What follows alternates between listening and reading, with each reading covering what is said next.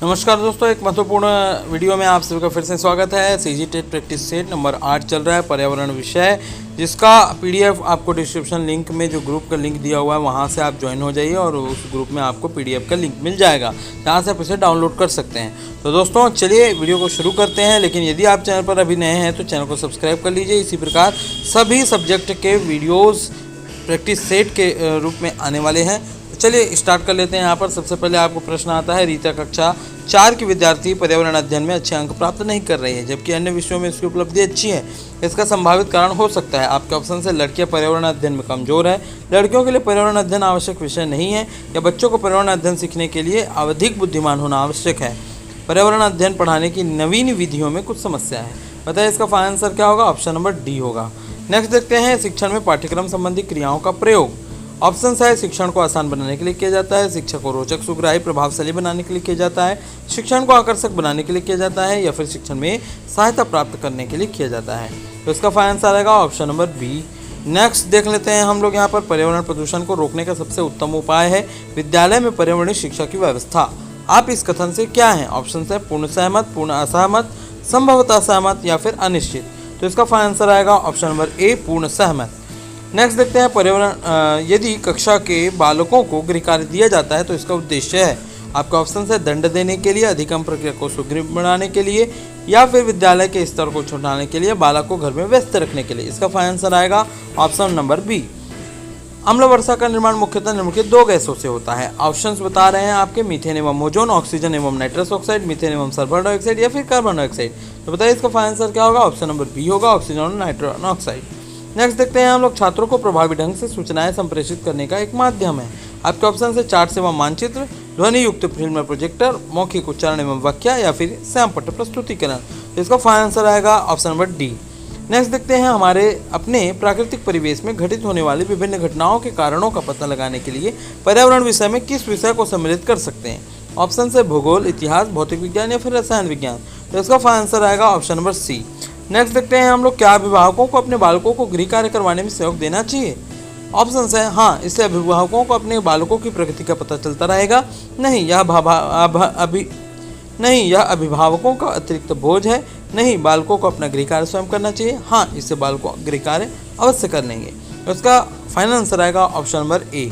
Next देखते हैं, जब बर्फीला पानी किसी गिलास में डाला जाता है तो गिलास के बाहरी सतह पर जलकण दिखलाई देने लगते हैं। इसका कारण क्या है? ऑप्शन है आपके, द्रवीकरण, वाष्पीकरण, उन्नयन, या फिर इनमें से कोई नहीं। इसका फाइनल आंसर आएगा द्रवीकरण। नेक्स्ट देखते हैं, विद्यार्थियों के चलचित्र देखने के संबंध में आपकी राय क्या है? ऑप्शन है, चलचित्र देखने में धन का अपव्यय होता है, मनोरंजन के लिए चलचित्र देख लेना चाहिए, अच्छे चलचित्र ही देखने चाहिए, या फिर चलचित्र देखने में समय व्यर्थ नहीं करना चाहिए। इसका फाइनल आंसर आएगा ऑप्शन नंबर सी। कुछ पदार्थ ऐसे होते हैं जिनका अध्ययन खाली स्थान में ही किया जाता है और उन्हें कक्षा में ले जाकर नहीं दिखाया जा सकता। ऑप्शन है, घर में, कहीं भी, प्राकृतिक वातावरण में, या फिर प्रयोगशाला में। इसका फाइनल आंसर आएगा प्राकृतिक वातावरण में। नेक्स्ट देख लेते हैं कि आपका हरित गृह प्रभाव के द्वारा जलवायु में होने वाला परिवर्तन है। तापमान में वृद्धि, समुद्र के जल स्तर में वृद्धि, वर्षा के प्रारूप में परिवर्तन, या फिर ये सभी। तो इसका फाइनल आंसर आएगा ऑप्शन नंबर डी, ये सभी। नेक्स्ट देखते हैं, प्रदूषणकारी पदार्थ व रसायन है जो परिवर्तन करता है। आपके ऑप्शन से, किसी स्थान की प्राकृतिक वनस्पति में, वातावरण के प्राकृतिक संतुलन में, प्राकृतिक भू रासायनिक चक्रों में, या किसी स्थान के जंगली पौधे में। इसका फाइनल आंसर क्या आएगा? ऑप्शन नंबर बी आएगा। पोषक तत्व कहलाते हैं। ऑप्शंस आपके सामने हैं, वे तत्व जो ऊर्जा उत्पादन करते हैं, वे तत्व जो शारीरिक वृद्धि करते हैं, वे तत्व जो शरीर की सुरक्षा करते हैं, या फिर ये सभी। तो इसका फाइनल आंसर आएगा ऑप्शन नंबर डी, ये सभी। किसी परितंत्र में होते हैं। ऑप्शन है, उत्पादक, उपभोक्ता तथा अपघटक, उत्पादक, शाकाहारी, मांसाहारी, अपघटक, जैविक, अजैविक, और पौधे और जंतु। ये भी हमने पिछले वाले सेट में पढ़ा हुआ है। तो इसका फाइनल आंसर आएगा जैविक और अजैविक पदार्थ। नेक्स्ट देखते हैं, किसके प्रति रुचि उत्पन्न करने में पर्यटन विशेष रूप से सहायक होता है? आपके ऑप्शन से, पर्यावरण के प्रति, सामाजिक विज्ञान के प्रति, भौतिक विज्ञान के प्रति, या फिर जीव विज्ञान के प्रति। तो इसका फाइनल आंसर होगा ऑप्शन नंबर ए। इसके बाद नेक्स्ट देखते हैं, मनुष्य की कार्बन मोनोऑक्साइड के वातावरण में मृत्यु हो जाती है क्योंकि यह शरीर में विद्यमान ऑक्सीजन के साथ संयोग करके कार्बन डाइऑक्साइड बनाती है, यह ऊतकों में उपस्थित कार्बनिक द्रव्य को अपचेत करता है, यह रक्त के हीमोग्लोबिन के साथ संयुक्त करके ऑक्सीजन अवशोषित करने के अयोग्य बना देता है, या रक्त को सुखा देता है। इसका फाइनल आंसर आएगा ऑप्शन नंबर सी। नेक्स्ट देखते हैं, वैज्ञानिक विधि द्वारा किए जा रहे किसी भी कार्य अथवा प्रक्रिया की तरह योजना की सफलता भी इस बात पर निर्भर करती है उसके खाली स्थान कितने सुस्पष्ट हैं। कार्य, प्रोजेक्ट, उद्देश्य, या फिर परिणाम। इसका ऑप्शंस आपके सामने है। इसका फाइनल आंसर होगा परिणाम। नेक्स्ट देखते हैं, निम्न माध्यमिक कक्षाओं में भौतिक विज्ञान, रसायन विज्ञान तथा और कौन कौन से विषय हैं जिसको अनिवार्य रूप से पढ़ाना चाहिए। ऑप्शन है राजनीतिक विज्ञान, नागरिक शास्त्र, जीव विज्ञान, पर्यावरण विज्ञान या फिर मनोविज्ञान। तो इसका फाइनल आंसर आएगा ऑप्शन नंबर सी। एक विद्यापक जिसकी शिक्षण में अभिरुचि विकसित हो गई है वह आपके ऑप्शन है बालकों के व्यवहार संबंधी समस्याओं का अध्ययन करता है, विभिन्न प्रकार के परीक्षणों की तुलना करता है, पारंपरिक नियमों से प्रभावित नहीं होता है, बालकों के साथ प्रभावपूर्ण रवैया नहीं अपनाता है। तो इसका फाइनल आंसर आएगा ऑप्शन नंबर ए। नेक्स्ट देखते हैं, एक शिक्षक जो शिक्षा मनोविज्ञान के सिद्धांतों को व्यवहार में लाता है उसे वह खाली स्थान।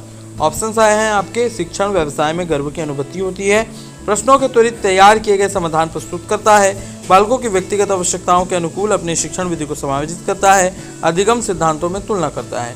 तो क्या आएगा इसका आंसर? तो इसका आंसर आएगा फाइनल नंबर सी। ठीक है, नेक्स्ट देखते हैं, निम्न में से कहाँ पर थे पर्यावरण शिक्षण की समस्या है। ऑप्शन से प्राथमिक स्तर पर छात्रों की शिक्षा पर विशेष ध्यान देना, शिक्षकों को विषय का पर्याप्त ज्ञान न होना, बालकों के विषय के प्रति अरुचि होना या फिर ये सभी। तो इसका फाइनल आंसर आएगा ऑप्शन नंबर डी।